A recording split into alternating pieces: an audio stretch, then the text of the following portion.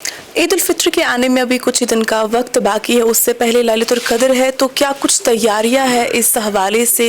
इस वक्त हमारे साथ श्रीनगर म्युनिसिपल कॉरपोरेशन के कमिश्नर डॉक्टर उवैस अहमद मौजूद है। सर, आपका बहुत शुक्रिया वक्त देने के लिए। जानना चाहूँगी कि ईद आने वाली है, उससे पहले लैलतुल कद्र है, तो क्या कुछ तैयारियाँ हैं?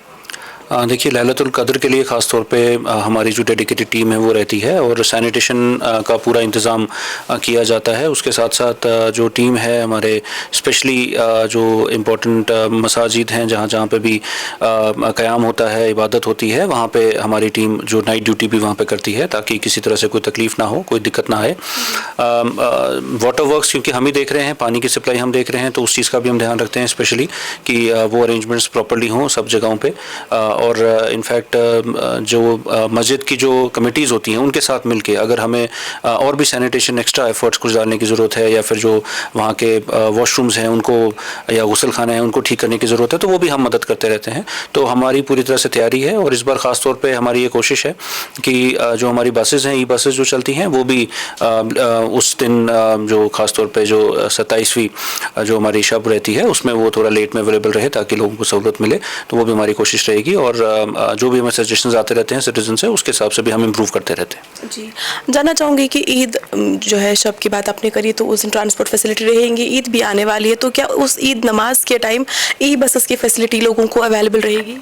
बिल्कुल, देखिए लोगों की सहूलियत के लिए जो ई बसेस की फैसिलिटी ईद वाले दिन भी वो अवेलेबल रहेगी। हालांकि हमारी कोशिश ये है कि फ़र्स्ट हाफ में ज़्यादा सर्विस अवेलेबल रहे ताकि ईद नमाज वगैरह जो भी है वो कंक्लूड हो जाए और उसके बाद क्योंकि उनको भी उसी तरह से करना है, फेस्टिवल अपना मनाना है, तो हो सकता है उसके बाद हम रोटेशन पे रखें, उस पे ऊपर एक डिसीजन लेंगे। पर ईद की नमाज के दौरान हम वो ई बसेस की फैसिलिटी अवेलेबल रखेंगे और जो बाकी भी हमारी प्रिपरेशंस हैं वो चाहे सैनिटेशन की हों या फिर जो एरियाज़ को तैयार करने की हों और जो हमारा स्टाफ है, डेडिकेटेड स्टाफ है, रोटेशन पे क्योंकि ईद वाले दिन हमारे रोस्टर पे हमें काम करना पड़ता है तो उस हिसाब से वो डिप्लॉयड रहेगा। जी, चूँकि आप वाटर वर्क्स को भी आप लोग आफ्टर कर रहे हैं, तो अगर हम रेजिडेंशियल इलाकों की बात करेंगे तो वहाँ से जहाँ से पानी की प्रॉब्लम है, क्या उन्हें भी पानी का जो है फैसिलिटी मिलेगी यार अच्छे से?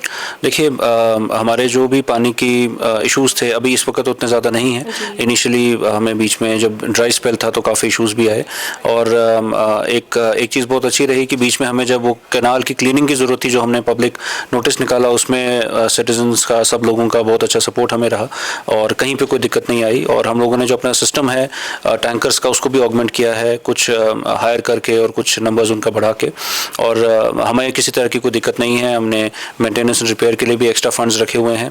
इनफैक्ट हमारे जितने भी वाटर ट्रीटमेंट प्लांट्स हैं उन सब में जो भी केमिकल्स रहते हैं, जो भी क्लीन पानी को साफ़ रखने के लिए ज़रूरतें रहती हैं, वो सब हम लोगों ने प्रोक्योर करके एडवांस में रखा हुआ है। तो कहीं पे कोई दिक्कत नहीं है, वाटर सप्लाई अच्छी ठीक रहेगी। और मुझे ये गुजारिश है लेकिन लोगों से कि पानी का बहुत जो इस्तेमाल है वो एहतियात तरीके से करें, वेस्ट ना करें, क्योंकि ये बहुत ही इंपॉर्टेंट रिसोर्स है। और हमने इस बार देखा, ये मुझे लगता है पिछले 2-3 साल में पहली बार ऐसा हुआ है कि इस तरह का स्ट्रेच रहा, ड्राई स्पेल रहा और पानी की दिक्कत भी रही।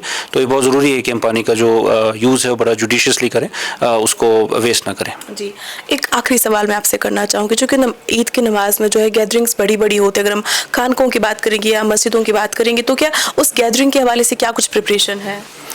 देखिए जो जहाँ पे गैदरिंग रहती है, एक तो हमारा जो स्टाफ होता है वो पूरी तरह से अवेलेबल होता है, क्योंकि अक्सर हमने देखा कुछ जगहों पे ईद की नमाज के बाद कुछ स्टॉल्स वगैरह लगे होते हैं, कुछ ख़रीदो फरोख्त भी होती है, तो उस टाइम सैनिटेशन का ख्याल रखना बहुत ज़्यादा ज़रूरी है। तो हमारा स्टाफ वहाँ पर डिप्लॉयड रहते हैं और ये इंश्योर करवाते हैं कि जैसे ही वो गैदरिंग अपने अपने घरों की तरफ जाए तो साथ साथ में जो पीछे एरिया है वो पूरी तरीके से साफ़ हो। आपने देखा होगा कि इनफैक्ट कहीं पर भी कोई भी इवेंट रहता है उसके बाद SMC जो है वो या तो अर्ली मॉर्निंग में या लेट नाइट में उसको क्लीन कर देती है और अगले दिन कभी उस तरह की कोई दिक्कत लोगों को नहीं नज़र आती है। तो यही इस बार भी कोशिश है कि हमारा स्टाफ जो है वो अलर्ट रहे, वो सब उन जगहों पे अवेलेबल रहे, प्लस जहाँ जहाँ पे हमें ज़रूरत होगी पानी के कियोस्क लगाने की या और कुछ सर्विसेज देने की, जैसे मैंने ई बस का आपको बताया, तो वो सब भी अप्रोप्रिएटली अरेंज रहेगा। जी, आपका बहुत बहुत शुक्रिया। नाज़रीन, थे हमारे साथ श्रीनगर म्युनिसिपल कॉरपोरेशन के कमिश्नर डॉक्टर उवैस अहमद। इनके मुताबिक लैलतुल कद्र में शाम के औकात में जो है